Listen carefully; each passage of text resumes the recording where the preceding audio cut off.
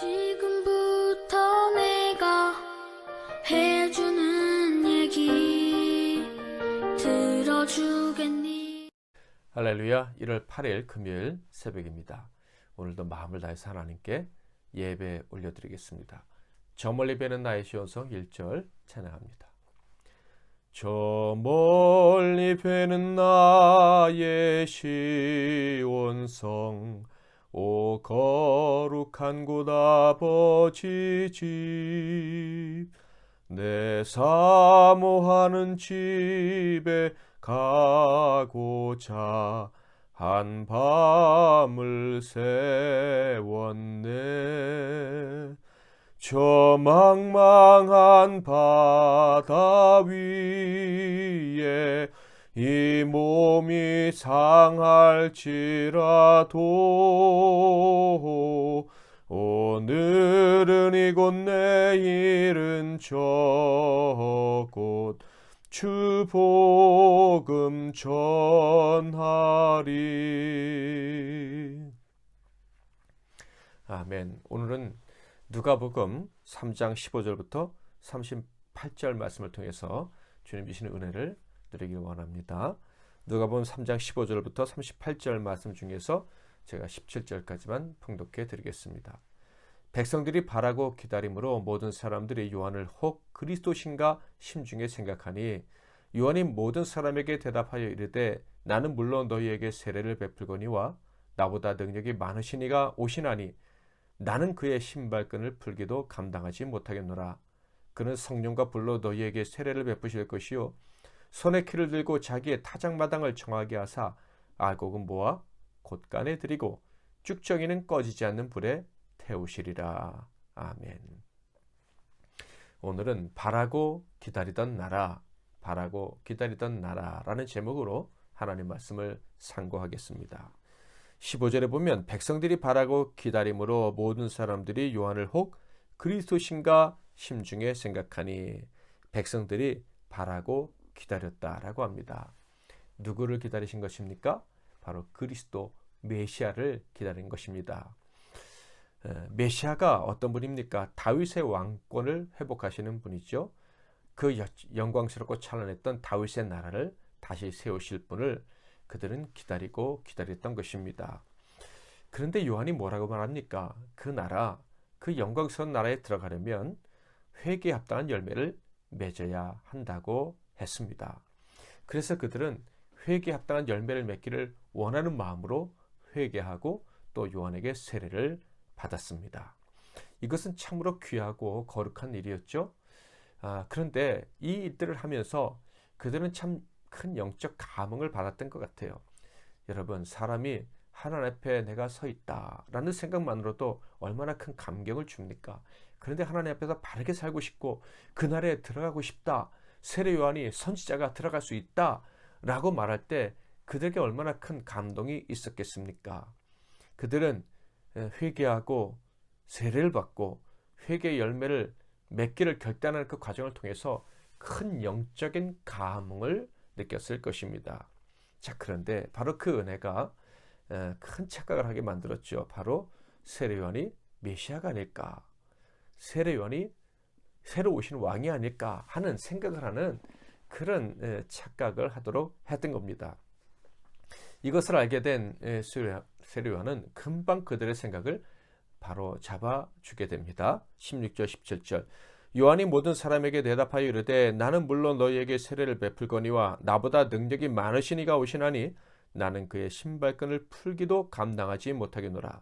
그는 성령과 불로 너희에게 세례를 베푸실 것이요 손에 키를 들고 자기의 타작마당을 정하게 하사 알곡은 모아 곳간에 들이고 쭉정이는 꺼지지 않는 불에 태우시리라. 그는 분명히 말합니다. 나는 메시아가 아니다, 그리스도가 아니다, 나는 왕이 아니다. 메시아 앞에서는 나는 정말 아무것도 아닌 존재야. 메시아의 신발끈, 그리스도의 신발끈은 날 신발끈도 맬 자격이 없는 사람이 나다. 그분과 나는 완전히 구별된 존재다라는 사실을 분명히 이야기를 합니다. 그분과 나와 다른 것 중에 가장 특징적인 것은 그분은 사람을 구별하실 능력이 있다라는 것이다. 나는 못해. 그러나 그분은 알곡과 쭉정이 곧 천국에 들어갈 자와 들어가지 못할 자를 구별할 수 있다라고 이야기를 하는 거예요.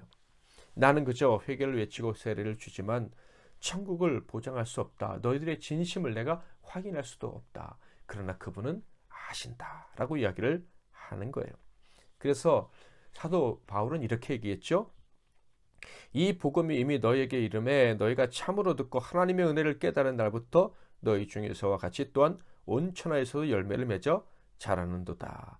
참 복음 그 자체이신 예수 그리스도 메시아를 영접한 사람은 열매를 맺고 그리고 그 열매 때문에 천국에 분명히 들어가게 될 것이다 라고 이야기를 합니다.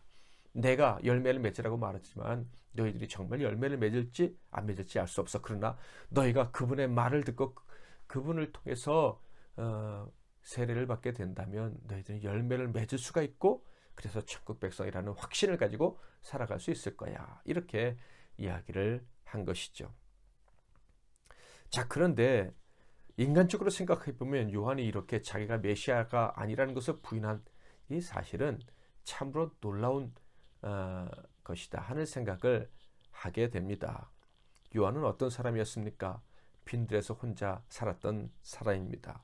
메뚜기와 돌에서 나는 꿀, 석청만 먹었고 평생 약대 털옷만 입고 살았다. 이렇게 기록되어져 있습니다. 그러니까 좋은 음식, 좋은 옷, 그리고 많은 사람들의 칭찬과 그들을 통해서 받는 영광과는 상관없는 삶을 살았다 하는 거예요.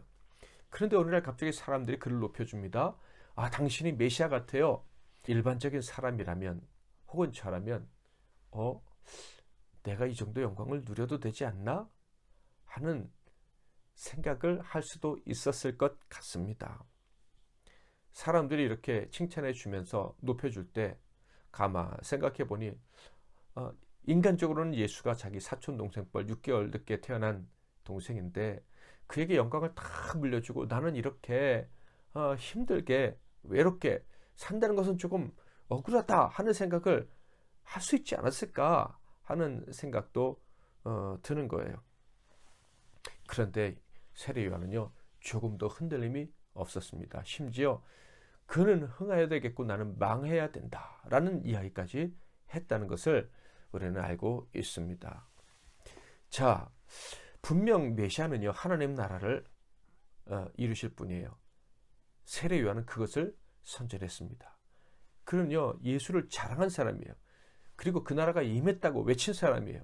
자, 그렇다면 세례 요한은 과연 예수 그리스도를 통해서 어떤 나라를 경험했을까 질문하지 않을 수가 없습니다. 그런데 성경을 보면 그가 체험한 예수가 세우신 나라는 좀 이상한 나라다라는 것을 느끼게 됩니다. 18절부터 볼까요?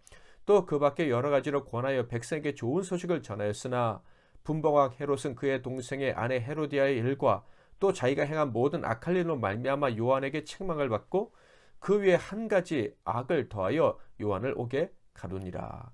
좋은 소식 복음을 계속 전했답니다. 천국 소식을 전했겠죠. 그리고 천국에 들어갈 자격에 대해서 태도에 대해서 가르쳤겠죠. 그런데 어떻게 됐다고요? 옥에 갇히게 되었다.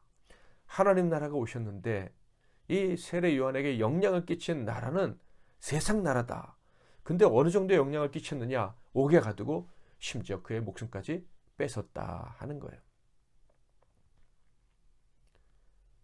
메시아가 다윗의 나라를 건설하기 위해서 오신 예수가 그의 생명을 책임져 주지 않았고 그의 생명은 세상 왕이 마음대로 다뤄버렸다 하는 거예요. 그렇다면 요한이 기다렸던 나라는 도대체 어떤 나라인가 하는 생각을 하지 않을 수가 없습니다. 자, 요한이 기다렸던 나라는 진짜 하나님의 나라였을까요? 21절, 22절에 보면 정말 하나님 나라가 맞는 것 같습니다. 예수가 메시아가 맞는 것 같아요. 읽어볼까요? 백성이 다 세례를 받을새 예수도 세례를 받으시고 기도하실 때에 하늘이 열리며 성령이 비둘기 같은 형체로 그의 위에 강림하시더니 하늘로부터 소리가 나기를 너는 내 사랑하는 아들이라 내가 너를 기뻐하노라 하시니라. 요한이 말한 대로 예수는 정말 메시아가 맞았어요. 하늘에서 하나님이 음성을 내셔서 예수는 내 사랑하는 아들이다 이렇게 말씀을 하신 겁니다. 요한이 들었어요. 자, 그런데 요한은 망했습니다. 그럼 도대체 하나님 나라는 어떤 것입니까? 그 나라를 사랑하는 사람을 딛고 세워지는 나라입니까?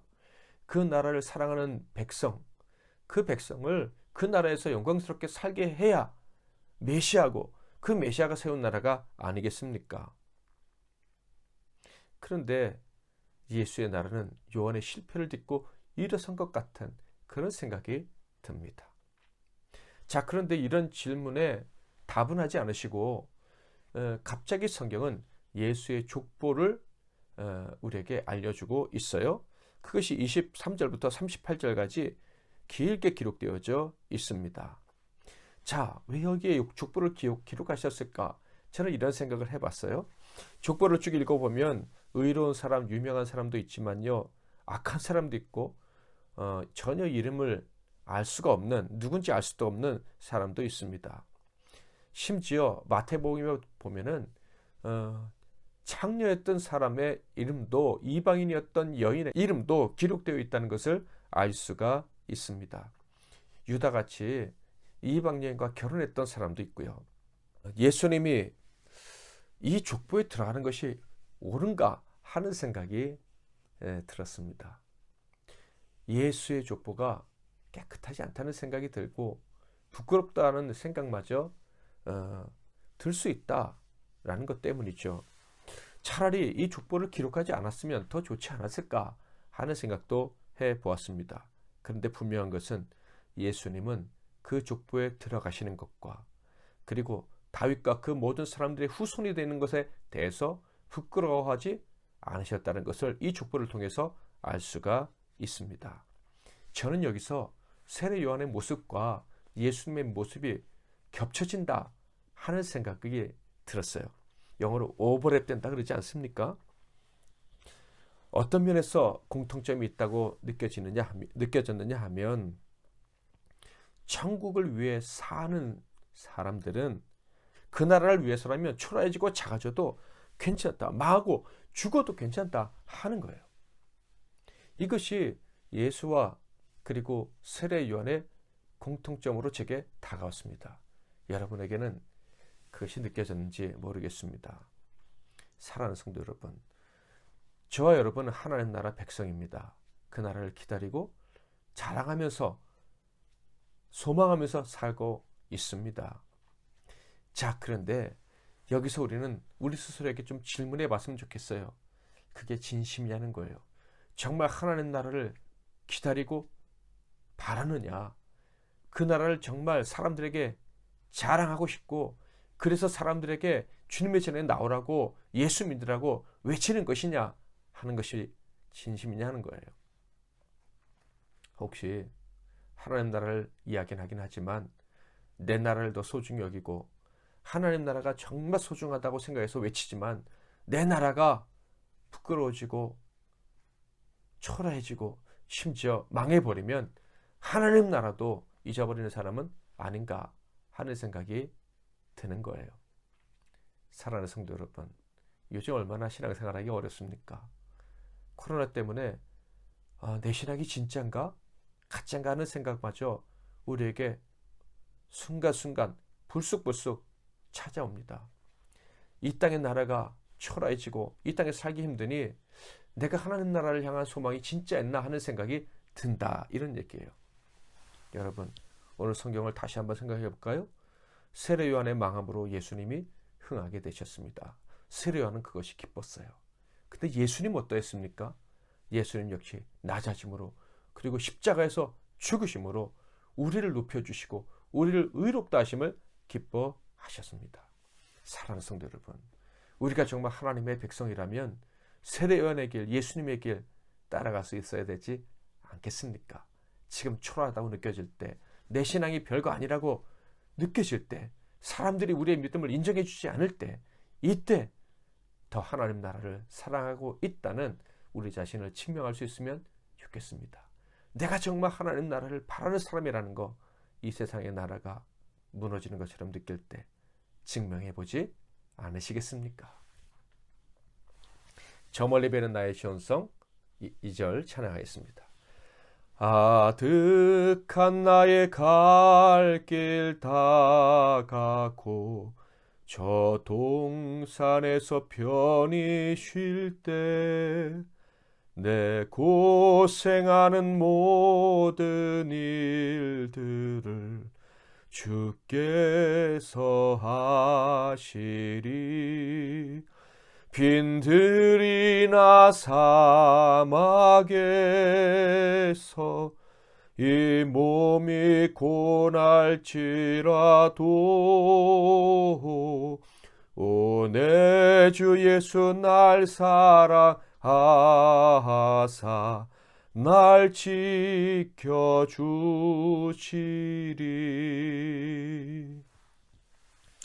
오늘도 주님께서 주신 기도의 제목 가지고 기도하고 또 말씀 붙잡고 기도하시고 하루를 시작하시길 바랍니다. 제가 먼저 잠깐 기도하겠습니다. 하나님 아버지, 오늘도 우리와 함께 하시고 이 죄악 가운데 있는 저희들이 거룩하시고 전능하신 하나님의 이름을 부르면서 이렇게 하루를 시작할 수 있게 해주셔서 감사합니다. 코로나로 인해서 예배들이 무너지고 교회 생활이 그 모든 지금까지의 패턴이 다 깨지면서 우리들도 모르는 사이에 내 신앙이 진짜였나 가짜였나 하는 생각마저 드는 참 힘든 시기를 우리가 살아가고 있습니다. 하나님, 바로 이때 우리가 초라하게 그리고 작게 보여지는 이때에 우리의 진심, 하나님 나라를 향한 우리의 진짜 마음이 증명될 수 있기를 소원합니다. 참으로 우리 안에 하나님 나라를 소망하고 있다는 사실이 하나님 앞에 그리고 사람들 앞에서 증명될 수 있도록 은혜 베풀어 주시옵소서. 정말 우리가 바라던 그 나라를 꿈꾸며 우리의 낮아짐이 다른 사람이 하나님 나라를 바라볼 수 있는 계기가 되기를 바라며 오늘 하루도 살아가게 하옵소서. 예수 그리스도의 이름으로 기도하옵나이다. 아멘.